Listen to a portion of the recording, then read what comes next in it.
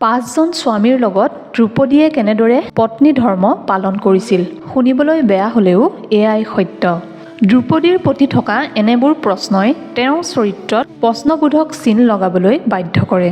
প্ৰকৃততে সেই সময়ত এনে কি ঘটনা হৈছিল যে দ্ৰৌপদীয়ে পাঁচজন স্বামীৰ লগত থাকিবলৈ বাধ্য হৈছিল। লগতে দ্ৰৌপদীয়ে কুকুৰক এনে কি শাপ দিছিল যাৰ বাবে আজিও কুকুৰে মুকলিভাৱে এনে কাৰ্যত লিপ্ত হয়। আৰু এটা কথা জানি আপুনি আচৰিত হ'ব যে পাঁচ পাণ্ডৱৰ বাহিৰেও দ্ৰৌপদীয়ে আন এজন পুৰুষক ভিতৰি প্ৰেম কৰিছিল, যাৰ নাম শুনিলে আপুনি বিশ্বাস কৰিবই নোৱাৰিব। দ্ৰৌপদীৰ চৰিত্ৰ আৰু এই ৰহস্যবোৰৰ বিষয়ে জানিবলৈ ভিডিঅ'টো মনোযোগেৰে শেষলৈকে শুনি থাকক। প্ৰিয় দৰ্শক, আপুনিও যদি প্ৰভু শ্ৰীকৃষ্ণৰ পৰম ভক্ত, কমেণ্টত জয় শ্ৰীকৃষ্ণ বুলি লিখিবলৈ নাপাহৰিব। হিন্দু ধৰ্মত এগৰাকী স্ত্ৰীৰ এজনতকৈ অধিক স্বামী থকা গ্ৰহণযোগ্য নহয়। কিন্তু আজিৰ পৰা বহু বছৰ আগতেই মহাভাৰতৰ যুগত দ্ৰৌপদীয়ে পাঁচজন স্বামীৰ লগত বিবাহপাশত আবদ্ধ হৈছিল। দ্ৰৌপদীৰ জন্ম হোৱাৰ আগত দ্ৰৌপদীৰ পিতৃ দ্ৰুপদ ৰজা আৰু দ্ৰোণাচাৰ্যৰ মাজত এখন ভয়ংকৰ যুদ্ধ হৈছিল, যিখন যুদ্ধত গুৰু দ্ৰোণাচাৰ্যৰ হাতত দ্ৰুপদ ৰজা পৰাস্ত হ'ব লগা হৈছিল। আৰু তেতিয়া দ্ৰুপদ ৰজাৰ আধা ৰাজ্য দ্ৰোণাচাৰ্যৰ শাসনলৈ গৈছিল। যুদ্ধত পৰাস্ত হৈ দ্ৰুপদ ৰজাই দ্ৰোণাচাৰ্যৰ ওপৰত প্ৰতিশোধ ল'বৰ বাবে এনে এজন পুত্ৰ প্ৰাপ্তি কৰিবলৈ বিচাৰিছিল, যিজন পুত্ৰই দ্ৰোণাচাৰ্যৰ হত্যা কৰিব পাৰিব। তেনে পুত্ৰ প্ৰাপ্তিৰ কাৰণে এক ডাঙৰ যজ্ঞৰ আয়োজন কৰিছিল। সেই যজ্ঞ আহুতিৰ পৰা এজন তেজস্বী পুত্ৰ আৰু এগৰাকী অনন্যা সুন্দৰীৰ আৱিৰ্ভাৱ হ'ল। অতি মনোমোহা সেই সুন্দৰীগৰাকী আছিল দেখাত কৃষ্ণবৰণীয়া। সেইকাৰণে সেই সুন্দৰীৰ নাম কৃষ্ণা ৰাখিলে। সেই যজ্ঞৰ সময়ত তাত উপস্থিত থকা সকলো ব্ৰাহ্মণে ক'লে যে এই কন্যাগৰাকী অকল ৰূপৱতীয়েই নহয়, অত্যন্ত গুণৱতীও হ'ব। ৰজা দ্ৰুপদৰ কন্যা হোৱাৰ বাবে তেওঁৰ অন্য এক নাম আছিল দ্ৰৌপদী। দ্ৰৌপদীয়ে অস্ত্ৰবিদ্যাও শিকিছিল আৰু দ্ৰৌপদী বিভিন্ন অস্ত্ৰবিদ্যাত পাৰ্গত হৈ পৰিছিল। লাহে লাহে দ্ৰৌপদী বিবাহৰ বাবে যোগ্য হৈ উঠিছিল। তেতিয়া দ্ৰুপদ ৰজাই দ্ৰৌপদীৰ বাবে যোগ্যবৰৰ সন্ধানত স্বয়ম্বৰ পাতিছিল। আৰু শ্ৰীকৃষ্ণই জানিছিল যে ধৰ্ম স্থাপনৰ বাবে অৰ্জুনতকৈ শ্ৰেষ্ঠ বৰ আৰু কোনো নাই, আৰু এয়া এক বৃহৎ জৰুৰী কাৰ্য। সেইবাবে দ্ৰৌপদীৰ স্বয়ম্বৰৰ আগতেই তেওঁৰ লগত ভাল বন্ধুত্ব গঢ়ি তুলিছিল আৰু নিৰ্দিষ্ট সময়ত দ্ৰৌপদীৰ স্বয়ম্বৰ আৰম্ভ হ'ল। সেই স্বয়ম্বৰৰ সময়ত মাতৃ কুন্তীৰ সৈতে পাঁচ পাণ্ডৱ অৰ্থাৎ যুধিষ্ঠিৰ, ভীম, অৰ্জুন, নকুল আৰু সহদেৱে বনবাস খাটি আছিল। তেওঁলোকে ব্ৰাহ্মণৰ ভেষত এজন অতি দৰিদ্ৰ কমাৰৰ ঘৰত বাস কৰিছিল আৰু ভিক্ষা খুজি খুজি জীৱন নিৰ্বাহ কৰি আছিল। আৰু যিদিনা দ্ৰৌপদীৰ স্বয়ম্বৰ হ'ল, সেইদিনা পাঁচ পাণ্ডৱেও ব্ৰাহ্মণৰ ভেষত ভিক্ষা কৰিবলৈ ওলাই গৈছিল। আৰু তেওঁলোকেও কিছু লোকৰ পৰা দ্ৰৌপদীৰ স্বয়ম্বৰৰ কথা গম পাইছিল। আৰু তেতিয়া অৰ্জুনে দ্ৰৌপদীৰ স্বয়ম্বৰত ভাগ ল'বলৈ ইচ্ছা কৰিছিল। অৰ্জুনে অতি আগ্ৰহ কৰাৰ বাবে পাঁচোজনে ব্ৰাহ্মণৰ বেশৰে স্বয়ম্বৰত উপস্থিত হ'ল। দ্ৰৌপদীৰ স্বয়ম্বৰত বহুতো ৰাজকুমাৰ আৰু মহাৰথী উপস্থিত আছিল। আৰু তেওঁলোকৰ এটা চৰ্ত আছিল যে ওপৰত চকৰিৰ দৰে ঘূৰি থকা মাছৰ ছবিত তলত পানীত তাৰ প্ৰতিবিম্ব চাই মাছৰ চকুত কাৰ নিক্ষেপ কৰিব লাগিব, আৰু যিজনে এই লক্ষ্যভেদ কৰিবলৈ সক্ষম হ'ব তেওঁক দ্ৰৌপদীয়ে বৰমালা অৰ্পণ কৰিব। আৰু অৰ্জুন আছিল শ্ৰেষ্ঠ ধনুৰ্ধৰ। সেইবাবে তেওঁ এই লক্ষ্য সহজতে ভেদ কৰি দ্ৰৌপদীক পত্নীৰূপে গ্ৰহণ কৰি তেওঁক কুটীৰলৈ লৈ আহিছিল। যদি দ্ৰৌপদীৰ অৰ্জুনৰ লগতে বিবাহ হৈছিল, তেনেহ'লে পাঁচ পাণ্ডৱ দ্ৰৌপদীৰ স্বামী কেনেকৈ হ'ল? আচলতে কুটীৰত উপস্থিত হোৱাৰ সময়ত পাণ্ডৱসকলৰ মাতৃ কুন্তীয়ে ৰন্ধনগৃহত খাদ্য ৰন্ধাত ব্যস্ত আছিল। তেতিয়া অৰ্জুনে সেই সময়ত দুৱাৰৰ মুখত ৰৈ অতি উল্লাসেৰে ক'লে যে মা চোৱাচোন আমি কি লৈ আহিছোঁ। আৰু মাকে অৰ্জুনলৈ নোচোৱাকৈ ক'লে যে যিয়ে আনিছা পাঁচজন ভাই ককায়ে সমানে ভগাই লোৱা। কাৰণ আন দিনা ভিক্ষা কৰি আহোঁতে বা কিবা এটা লৈ আহোঁতে মাতৃ কুন্তীয়ে পাঁচোজনকে সমানে ভগাই দিছিল। কিন্তু আজি কামৰ ব্যস্ততাৰ বাবে কি আনিছে নোচোৱাকৈয়ে সদায় দৰেই কি আনিছিল সমানে ভগাই ল'বলৈ কৈছিল। মাকৰ এই আদেশ শুনাৰ লগে লগে পাঁচোজন পাণ্ডৱ সমস্যাত পৰিছিল আৰু একেবাৰে মৌন হৈ পৰিছিল। তেওঁলোকৰ একো মাতবোল নোহোৱা শুনি কুন্তীয়ে পাছলৈ ঘূৰি চাই দ্ৰৌপদীক দেখা পাইছিল। তেতিয়া তেওঁ চক খাই উঠিছিল আৰু অনুভৱ কৰিছিল যে তেওঁ এয়া কি কৰিলে। আৰু কুন্তি দুখিত হৈ পুত্ৰসকলক ক'লে যে তোমালোকে এনেকুৱা এটা উপায় উলিওৱা যি উপায়ৰ দ্বাৰা দ্ৰৌপদীৰ কোনো ধৰণৰ ক্ষতি নহয় আৰু নিজৰ মুখৰ পৰা ওলোৱা বাক্যও অথলে নাযায়। কিন্তু যেতিয়া যুধিষ্ঠিৰে কোনো উপায় উলিয়াব নোৱাৰিলে তেতিয়া 5জন পাণ্ডৱে উপায়বিহীন হৈ দ্ৰৌপদীৰ লগত বিবাহপাশত আবদ্ধ হ'বলৈ বাধ্য হ'ল। কিন্তু যেতিয়া দ্ৰৌপদীৰ পিতৃ দ্ৰুপদে এই কথা গম পালে তেওঁ আচৰিত হৈ অস্থিৰ হৈ পৰিছিল আৰু নানান প্ৰশ্নই মনত ক্ৰিয়া কৰিছিল আৰু সেই প্ৰশ্নৰ উত্তৰ বিচাৰি মহৰ্ষি ব্যাসৰ ওচৰলৈ গৈছিল। আৰু ব্যাসদেৱে যেতিয়া তেওঁক দ্ৰৌপদীৰ পূৰ্বজন্মৰ কথা কৈছিল তেতিয়া তেওঁ কথাবোৰ বুজি শান্ত হৈ পৰিছিল। প্ৰকৃততে দ্ৰৌপদী পূৰ্বজন্মত এগৰাকী আৰ্য কন্যা আছিল, কিন্তু পূৰ্বজন্মৰ কিছু কৰ্মৰ বাবে তেওঁ বিবাহত পলম হৈছিল। সেইবাবে তেওঁ মনে বিচৰা বৰ লাভ কৰিবলৈ ভগৱান শিৱক তপস্যা কৰিছিল আৰু দ্ৰৌপদীৰ তপস্যাত সন্তুষ্ট হৈ মহাদেৱে তেওঁক কি বৰ লাগে বিচাৰিব ক'লে। দ্ৰৌপদীয়ে তেতিয়া অতি কৌশলেৰে তেওঁ মনৰ সকলো কথা প্ৰকাশ কৰিছিল আৰু কৈছিল যে হে মহাদেৱ, মোক এনে এজন শ্ৰেষ্ঠ স্বামী লাগে যেন তেওঁ আটাইতকৈ বেছি ধৰ্মপৰায়ণ হয়, সকলোতকৈ বেছি শক্তিশালী হয় আৰু কোনো বিদ্যাত যাতে তেওঁতকৈ শ্ৰেষ্ঠ আৰু কোনো নাথাকে, গ্ৰহ নক্ষত্ৰৰ অনন্ত জ্ঞান থকা, লগতে দেখাটো যাতে অধিক সুন্দৰ হয়।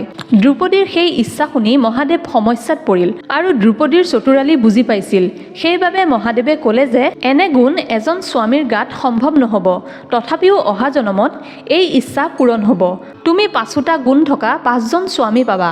মহাদেৱৰ এনে কথা শুনি দ্ৰৌপদী চিন্তিত হৈ পৰিছিল আৰু তেতিয়া দ্ৰৌপদীয়ে ক'লে যে হে প্ৰভু, মই আপোনাৰ কৃপাত এজনহে স্বামী পাবলৈ বিচাৰিছোঁ, 5জনক নহয়। তেতিয়া মহাদেৱে কৈছিল যে মোৰ বৰদান কেতিয়াও বিফলে নাযায়, অহা জনমত ইয়াৰ ফল তুমি নিশ্চয় লাভ কৰিবা। ব্যাসদেৱে সেই কথাবোৰ দ্ৰুপদ ৰজাক বুজাই ক'লে আৰু ক'লে যে সেইবাবে দ্ৰৌপদীয়ে এই জনমত 5জন স্বামী লাভ কৰিছে। দ্ৰৌপদীয়ে সকলো কথা গম পোৱা পাছতো 5জন পাণ্ডৱৰ লগত বিবাহপাশত আবদ্ধ হ'বৰ বাবে মান্তি হোৱা নাছিল আৰু এটা চৰ্ত ৰাখিলে যে দ্ৰৌপদীৰ লগত বিবাহ হোৱা 5 পাণ্ডৱে কেতিয়াও অন্য স্ত্ৰীক ৰাজভৱনলৈ বিবাহ কৰাই আনিব নোৱাৰিব। ভৱিষ্যতে যদি কোনো এজন পাণ্ডৱে অন্য স্ত্ৰীৰ লগত বিবাহপাশত আবদ্ধ হৈ সেই স্ত্ৰীক ৰাজভৱনলৈ আনি ৰাণীৰ মৰ্যাদা দিব নোৱাৰিব।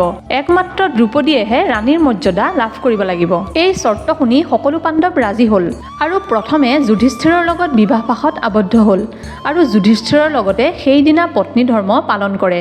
তাৰ পাছদিনা ভীমৰ লগত বিয়া হয় আৰু ভীমৰ লগতো পত্নী ধৰ্ম পালন কৰে। তেনেধৰণৰে অৰ্জুন, নকুল, সহদেৱৰ লগত বিবাহ হয় আৰু পত্নী ধৰ্ম পালন কৰে। ডাঙৰ প্ৰশ্ন এইটোৱেই যে প্ৰথমে যুধিষ্ঠিৰৰ লগত বিবাহপাশত আবদ্ধ হৈ পত্নী ধৰ্মত সোমোৱাৰ পাছত আকৌ কেনেকৈ 4জন ভাইৰ লগত পত্নী ধৰ্ম পালন কৰিব পাৰিলে। প্ৰিয় দৰ্শক, প্ৰকৃততে দ্ৰৌপদীয়ে মহৰ্ষি ব্যাসৰ পৰা এনে এটা বৰ লাভ কৰিছিল যে তেওঁ আজীৱন কুমাৰীত্ব লাভ কৰিব। অৰ্থাৎ দ্ৰৌপদীয়ে যদি কোনো এজন পুৰুষৰ লগত পত্নী ধৰ্ম পালন কৰে তাৰ পাছদিনা তেওঁ পুনৰ কুমাৰীত্ব লাভ কৰিব। তেনেকৈয়ে তেওঁ প্ৰতিদিনে কুমাৰীত্ব লাভ কৰি কৰি পত্নী ধৰ্ম পালন কৰি গৈছিল।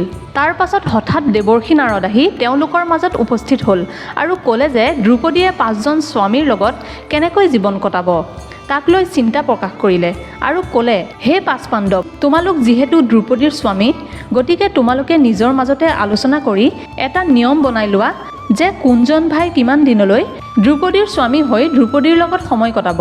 দেৱৰ্ষি নাৰদৰ কথা শুনি যুধিষ্ঠিৰে ক'লে, হে দেৱৰ্ষি নাৰদ, দ্ৰৌপদীক লৈ আমাৰ 5জন ভাইৰ মাজত কেতিয়াও কোনো ধৰণৰ সমস্যা বা বিতৰ্ক হোৱা নাই আৰু আগলৈও নহয়।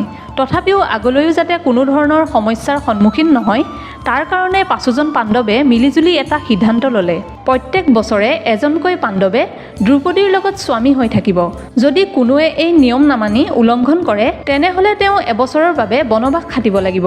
আৰু এটা নিয়ম বান্ধিলে যে দ্ৰৌপদীৰ লগত যদি সেই কোনো বছৰত কোনো এজন পাণ্ডৱে যদি কক্ষত সময় কটাই থাকে সেই সময়ত অন্য পাণ্ডৱে কেতিয়াও প্ৰৱেশ কৰিব নোৱাৰিব আৰু কক্ষত যিজন পাণ্ডৱ থাকিব তেতিয়া তেওঁৰ পাদুকাযোৰ দ্ৰৌপদীৰ কক্ষৰ দুৱাৰ মুখত ৰাখি থয় আৰু সেই পাদুকা দেখা পাই আন কোনো পাণ্ডৱে প্ৰৱেশ নকৰে। এতিয়া গম পাব কুকুৰে কিয় মুকলিভাৱে এনে কাৰ্যত লিপ্ত হয়। এবাৰ এটা ঘটনা ঘটিল। অৰ্জুনে নিজৰ পাদুকাযোৰ দ্ৰৌপদীৰ শয়নকক্ষৰ দুৱাৰ মুখত ৰাখি ভিতৰত দ্ৰৌপদীৰ লগত প্ৰেমালাপ কৰি আছিল। সেই সময়ত এটা কুকুৰে অৰ্জুনৰ পাদুকাযোৰ আন ঠাইলৈ নি খেলি আছিল আৰু সেই সময়তে দ্ৰৌপদীৰ সেই কক্ষৰ ফালে ভীম গৈ দেখা পালে যে দুৱাৰ মুখত কোনো পাদুকা নাই। তেতিয়া তেওঁ দ্ৰৌপদীৰ লগত কিছু সময় কটাব পাৰিম বুলি দ্ৰৌপদীৰ কক্ষৰ ভিতৰলৈ সোমাই গ'ল আৰু সোমাই গৈ দেখা পালে যে অৰ্জুন আৰু দ্ৰৌপদী ইজনে আনজনৰ লগত মগ্ন হৈ আছিল। তেতিয়া দ্ৰৌপদীয়ে ভীমক দেখা পাই অতি লজ্জিত অনুভৱ কৰিলে আৰু ক্ৰোধিত হৈ পৰিল আৰু নিয়ম ভংগৰ বাবে অৰ্জুনে ভীমক তিৰস্কাৰ কৰিলে। আৰু যেতিয়া ভীমে আচল কথাটো বুজাই ক'লে তেতিয়া পাদুকাযোৰ তিনিওজনে মিলি বিচৰাত দেখা পালে যে এটা কুকুৰে সেই পাদুকাযোৰ লৈ খেলি আছে। তেতিয়া লাজে অপমানে দ্ৰৌপদী ক্ৰোধিত হৈ কুকুৰটোক শাপ দিলে যে সিহঁতৰ এইবোৰ কাৰ্য সদায় মুকলি ঠাইত হ'ব আৰু সকলোৱে দেখা পাব। সেই শাপৰ বাবেই কুকুৰে আজিও মুকলিভাৱে এনে কাৰ্যত লিপ্ত হয় আৰু সকলোৱে দেখা পায়। এতিয়া জানো আহক 5জন স্বামীৰ বাহিৰেও দ্ৰৌপদীয়ে মনে মনে কাক প্ৰেম কৰিছিল।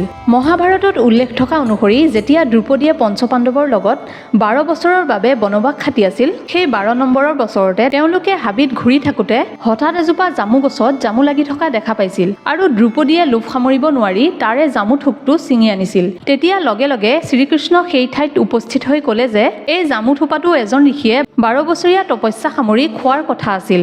এতিয়া সেই জামু থোপাটো ছিঙি পেলোৱাত দ্ৰৌপদী ঋষিৰ শাপত পৰিব লাগিব। তেতিয়া শ্ৰীকৃষ্ণই এটা উপায় দিলে যে তেওঁ জীৱনত গোপনে ৰাখি থোৱা এটা কথা এই জামু গছজোপাৰ আগত ক'লে এই জামু থোপাটো পুনৰ জামু বৃক্ষজোপাত লাগি ধৰিব। তেতিয়া দ্ৰৌপদীয়ে অতি গোপনে ৰখা এটা কথা প্ৰকাশ কৰিলে যে মোৰ 5জন স্বামীৰ বাহিৰেও মই অন্য এজন পুৰুষকো ভাল পাইছিলোঁ। সেইজন অন্য কোনো নহয়, তেওঁ হ'ল অংগৰাজ কৰ্ণ। অৰ্থাৎ দ্ৰৌপদীৰ স্বয়ম্বৰৰ আগতেই এবাৰ মহাৰথী কৰ্ণক দেখা পাই দ্ৰৌপদী মহাৰথী কৰ্ণৰ প্ৰেমত পৰিছিল। কিন্তু সুতপুত্ৰ হোৱাৰ বাবে তেওঁক স্বয়ম্বৰত ভাগ ল'বলৈ দিয়া হোৱা নাছিল আৰু এই কথা কোৱাৰ লগে লগে জামু থোপাটো গৈ জামু গছজোপাত লাগি ধৰিলে। দ্ৰৌপদীৰ এই গোপন কথাটো শুনা পাই 5 পাণ্ডৱ আৰু শ্ৰীকৃষ্ণও আচৰিত হৈ পৰিছিল। প্ৰিয় দৰ্শক, যদিহে ভিডিঅ'টো ভাল লাগিল এটা লাইক কৰিব, ভিডিঅ'টো শ্বেয়াৰ কৰিব আৰু এনেধৰণৰ ভিডিঅ'সমূহ পাই থাকিবলৈ আমাৰ চেনেলটো ছাবস্ক্ৰাইব কৰি ল'ব আৰু কমেণ্টত গভীৰ শ্ৰদ্ধাৰে জয় শ্ৰী কৃষ্ণ বুলি লিখিবলৈ নাপাহৰিব।